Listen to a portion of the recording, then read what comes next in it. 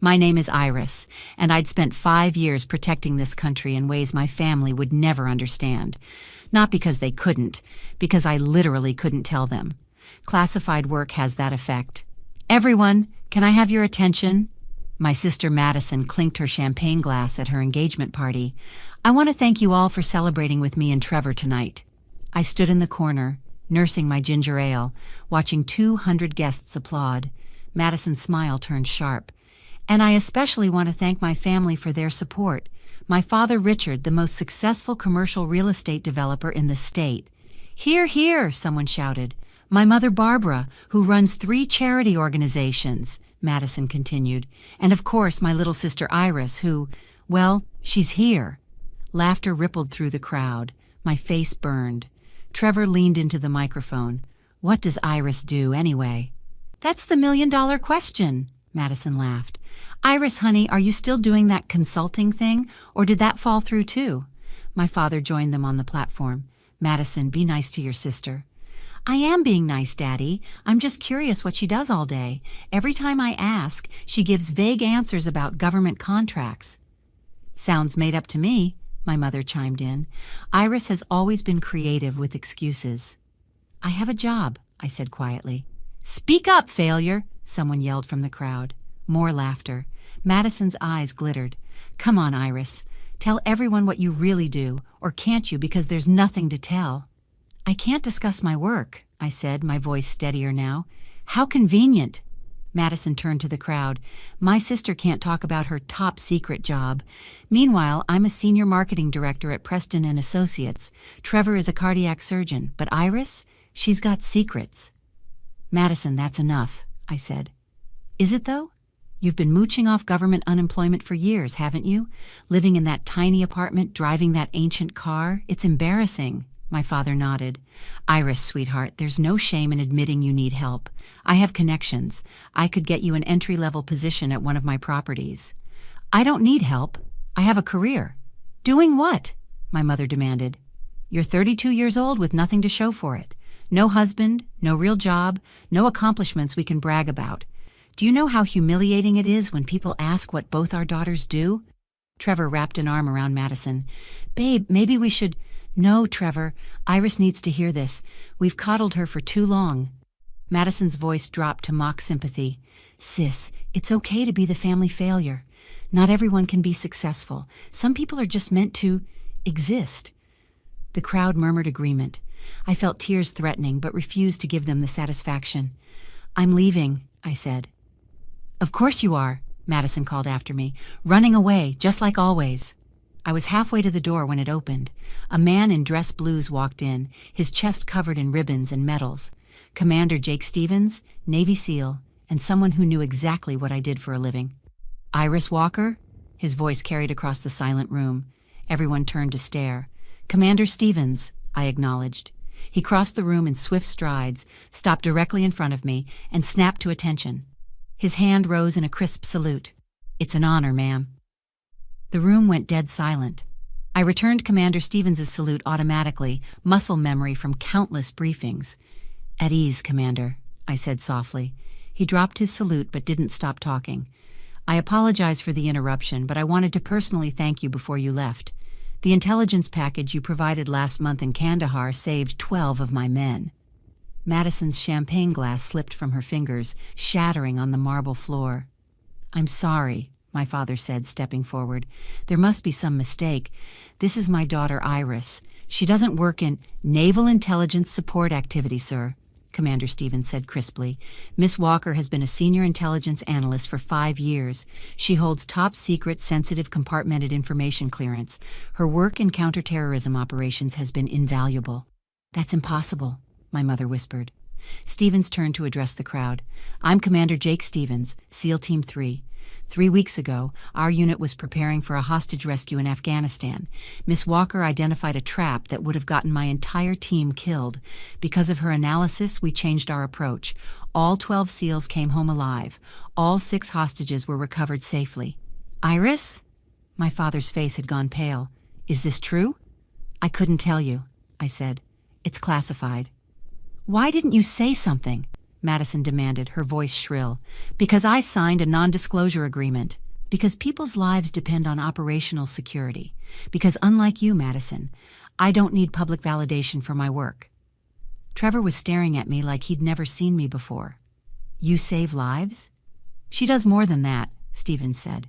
Last year, her intelligence work disrupted a major terrorist cell planning attacks on 3 American embassies. The year before, she identified a mole in our allies' intelligence service. Miss Walker is one of the finest analysts in the intelligence community. The finest? Madison's voice cracked. She lives in a tiny apartment. Because I'm rarely home, I explained.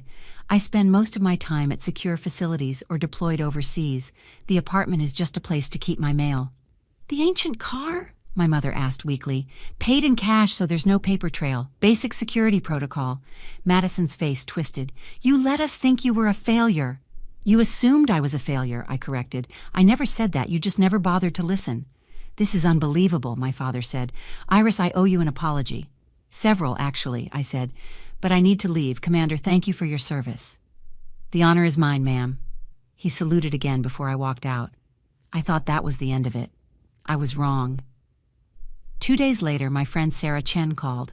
Sarah was a lawyer who specialized in defamation cases, and we'd known each other since college. Iris, have you seen what Madison is posting online? Sarah asked. I don't follow her social media. You need to see this. I'm sending screenshots now. My phone buzzed with images. Madison had posted on Facebook, Instagram, and Twitter. PSA, my sister is pretending to be a military intelligence analyst. She's lying about classified work to cover up unemployment. This is stolen valor, and I'm reporting her to the authorities. #stolen valor, #liar, #family shame. The posts had hundreds of shares and comments. She's accusing you of stolen valor, Sarah said. That's a federal crime allegation, Iris. This is serious defamation. Can we sue her? Absolutely, and we should. She's damaging your reputation and falsely accusing you of a crime. Do you have proof of your employment? I can get clear documentation. Give me 24 hours. Get it, we're taking her down. I contacted my supervisor, Director Patricia Morrison, and explained the situation. Your sister posted what? Patricia's voice went ice cold. That's a security breach by proxy. Get me screenshots of everything. I'll have our legal team prepare clear documentation for your attorney. Thank you, Director. Iris, I'm sorry your family treated you this way. What you do matters. Don't let anyone make you forget that. Within 48 hours, Sarah had a package of declassified employment verification, redacted commendations, and official statements from the Department of Defense confirming my position and clearance level. Madison's posts had gone viral. News outlets were picking up the stolen valor story. My phone wouldn't stop ringing. Sarah scheduled a meeting at her office. We need to confront Madison directly before we file. Give her one chance to retract everything. She won't. Then we bury her in court. We arranged a meeting at a neutral location, a conference room Sarah rented downtown. Madison arrived with Trevor and our parents. This is ridiculous, Madison announced, sitting down. I'm not retracting anything. Iris is a liar, and I'm exposing her. Sarah slid a folder across the table. Open it. Madison did. Her face went white as she read. This is fake. That's an official Department of Defense employment verification, Sarah said calmly, signed by a 2-star admiral. That's Iris's security clearance certificate, validated 3 months ago. Those are redacted commendations from the Director of National Intelligence. Anyone can fake documents, Madison insisted. Not these. They have official seals, verification codes, and watermarks. Your lawyer, if you're smart enough to hire one, can validate them directly with the DoD. Trevor grabbed the papers. Madison, these look real. They're not. She's lying. She's always been a liar. Why? I asked quietly. Why are you doing this? Madison's face contorted. Because you don't deserve this. You were supposed to be the failure. I was supposed to be the successful one. Everyone was supposed to admire me, not you. There it is, Sarah said, taking notes. Clear admission of malice. You've been jealous this whole time, I said, finally understanding. You needed me to fail so you could feel superior. Yes, Madison screamed. You were supposed to be nothing. The engagement party was supposed to be about me, but that stupid seal had to show up and ruin everything. Now everyone knows you're some kind of hero, and I'm just a marketing director, I finished, which is a perfectly respectable career, Madison. But it wasn't enough for you. You needed me beneath you. My father cleared his throat. Madison, apologize to your sister. No! Madison Elizabeth Parker, apologize right now. I won't. She doesn't deserve... Sarah interrupted. Miss Parker, you have 24 hours to retract your statements, issue a public apology, and delete all posts.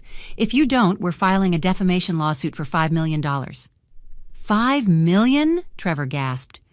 Your fiancé accused my client of a federal crime, damaged her professional reputation, and caused severe emotional distress. Oh, and Iris? I spoke with the Department of Justice this morning. They're considering prosecuting Madison for false reporting. You can't do this, Madison whispered. We absolutely can, I said. You had your chance to be kind. You chose cruelty. Now you face the consequences. Madison didn't retract anything. She doubled down, giving an interview to a local news station claiming I'd fabricated everything. That was a mistake. Sarah filed the lawsuit the next morning. The Department of Defense issued a public statement confirming my employment and condemning Madison's false allegations. Commander Stevens gave an interview defending my character and describing my work's impact. The media turned on Madison. Hard. Local woman falsely accuses sister of stolen valor, ran the headlines. Intelligence analyst sister fights back against family humiliation. Trevor called off the engagement 3 days later. I can't marry someone with this kind of judgment, he told Madison. You destroyed your own sister because you were jealous. What kind of person does that? Madison's employer, Preston and Associates, put her on administrative leave. Our company values integrity, their PR statement read. We're investigating these allegations. The defamation trial took 6 months. Sarah was ruthless. Miss Parker, did you verify any of your claims before posting them? Sarah asked during Madison's deposition. I didn't need to verify. I knew Iris was lying. How did you know? Because she's always been a failure. She couldn't possibly. So you had no evidence. You simply assumed your sister was lying because you wanted her to be a failure. Is that correct? Madison's lawyer tried to intervene, but the damage was done. The jury deliberated for 3 hours. They awarded me $4.2 million in damages, $2 million for defamation, $1.5 million for emotional distress, and $700,000 in punitive damages. Madison had to sell her house to pay the settlement. Preston and Associates fired her. Her social media accounts were deleted, but the internet never forgets. Screenshots of her posts and the trial coverage would follow her forever. My parents tried to reconcile. Iris, honey, we're so sorry. We should have believed in you. Can we start over? No, I said simply. You had 32 years to support me. You chose Madison every single time. You don't get to change your minds now that you know the truth. But we're family, my mother pleaded. Family supports each other. Family believes in each other. You're just DNA donors who happened to raise me. We're done. I blocked their numbers and never looked back. 6 months after the trial, Director Morrison called me into her office. Iris, congratulations. You've been promoted to Principal Intelligence Analyst. It comes with a significant raise and your choice of duty stations. Thank you, Director. You earned it. And Iris, don't ever let anyone make you feel small again. What you do saves lives. That matters more than any engagement party. Today I'm thriving. I live on my own terms, do work that matters, and surround myself with people who respect me. Madison's wedding venue went to someone else. Her career never recovered. Our parents live with the knowledge that they chose the wrong daughter to support. I don't regret the lawsuit. Some people need to learn that actions have consequences. Have you ever had a family member who needed you to fail so they could succeed? What would you have done in my situation? Like and subscribe for more stories about people who refused to be victims and fought back the right way.